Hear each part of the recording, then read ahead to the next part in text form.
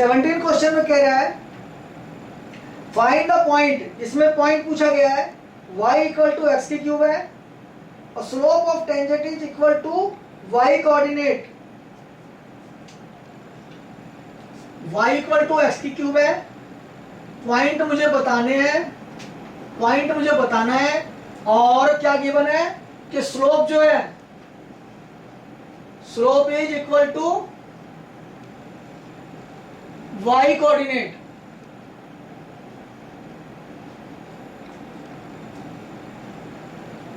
y axis पे नहीं बोला है, y कोऑर्डिनेट बोला है, ठीक है, ये ध्यान रखना।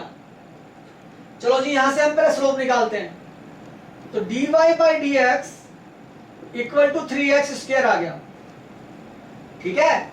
अब मेरे पास ये नंबर की फॉर्म में नहीं आया, ये वेरिएबल की फॉर्म में है, और पहले भी वेरिएबल की फॉर्म में होता था तो मुझे कुछ ना कुछ न्यूमेरिकल वैल्यू दी होती थी जिससे कि मैं इसका आंसर निकाल लेता था। जैसे कि पीछे के क्वेश्चनों में हमने निकाला कि जो इसको कंपेयर किया गया था, स्लोप को किसी स्लोप से कंपेयर किया था जिसकी न्यूमेरिकल वैल्यू थी।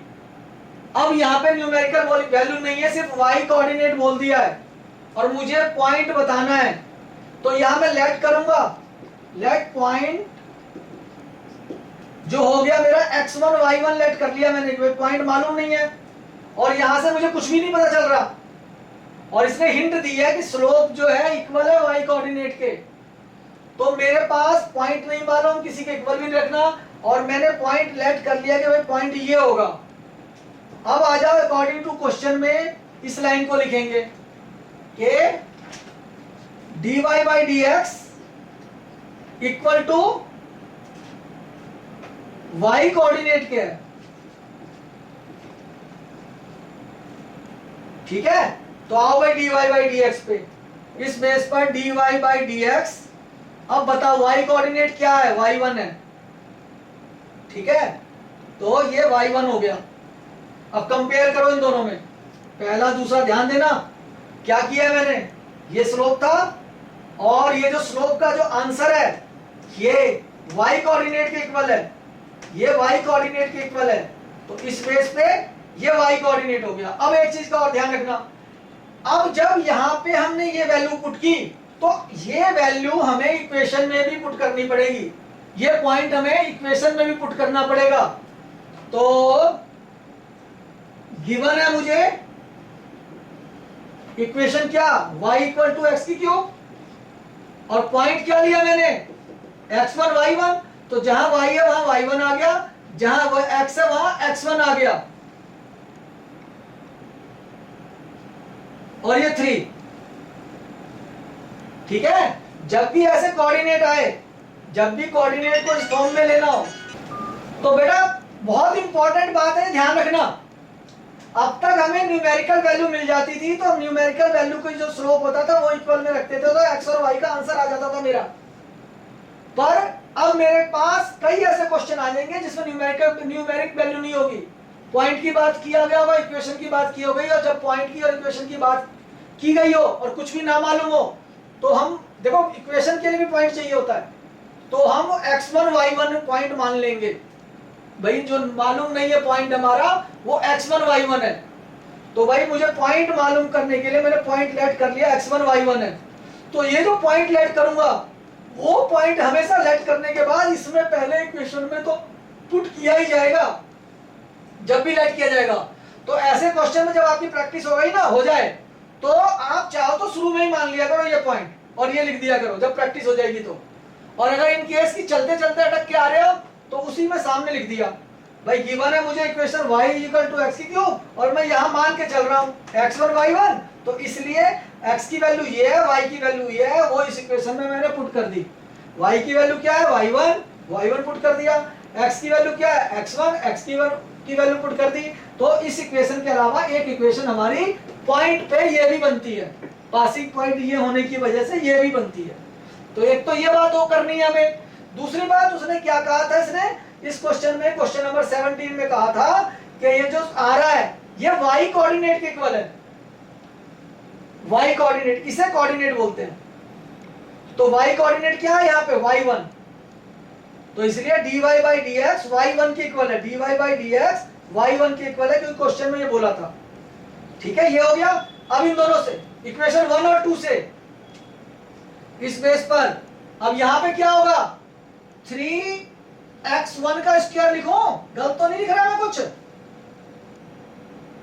चाहो तो यहां पे एक लाइन और लिख लो कि dy बाई डी एक्स किसके लिए, x1 y1 के लिए, तो 3x1 की जगह x की जगह x की वैल्यू पुट कर दी। ठीक है, ये पॉइंट लिख के भी बता दिया, ये दोनों इक्वल में आ गए। अब मेरे पास दो इक्वेशन कौन कौन सी है भाई, देखो नंबर पड़ गए हैं, ये नंबर पड़ गए, तो ये तीसरी इक्वेशन हो गई और ये चौथी इक्वेशन हो गई। ध्यान से करना इस क्वेश्चन को, आप लोग उतारना, ठीक है, ताकि कंसेप्ट आपके दिमाग में आ जाए। ये फोटो मत खींचना इसकी। तो देखो ये भी y1 है, ये भी y1 है,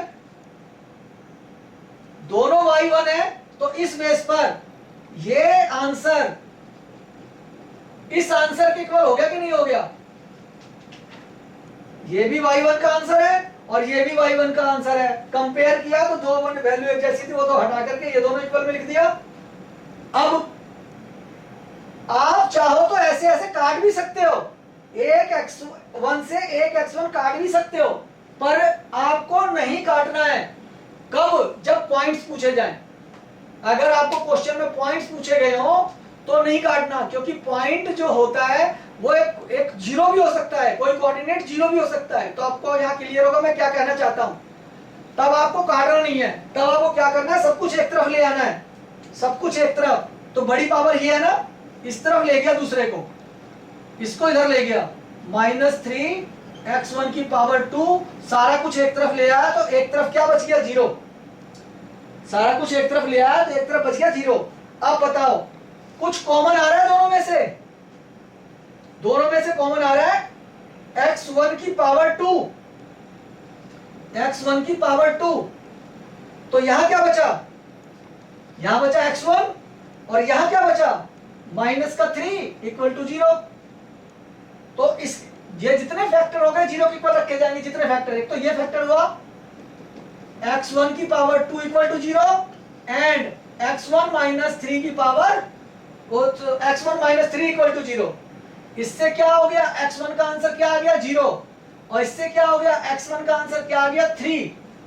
और अगर मैं इसको काट देता तो मेरा 0 वाला आंसर नहीं आता, तो मेरा एक पॉइंट मिस हो जाता। ठीक है, तो कभी भी पॉइंट निकालना हो तो आपने काटना नहीं है। कट भी रहा हो तो वेरिएबल सारे एक तरफ लाने हैं, सारे वेरिएबल एक तरफ लाके कॉमन निकालना है। कॉमन निकालने के बाद जो फैक्टर बनेंगे उससे आंसर बनाना है। तो ये x1 एक 0 हो गया, x1 3 हो गया। अब मुझे क्या चाहिए, y1। तो y1 के लिए इक्वेशन क्या रही, ये रही, y1 इक्वल टू है x1 की पावर 3। तो व्हेन x1 मेरा 0 हुआ तो y1 क्या हो गया, 0 रखा 0 हो गया। और जब x1 मेरा 3 हुआ तो y1 क्या हुआ, 3 की क्यूब यानी 27 हो गया। तो इस बेस पे पॉइंट्स आर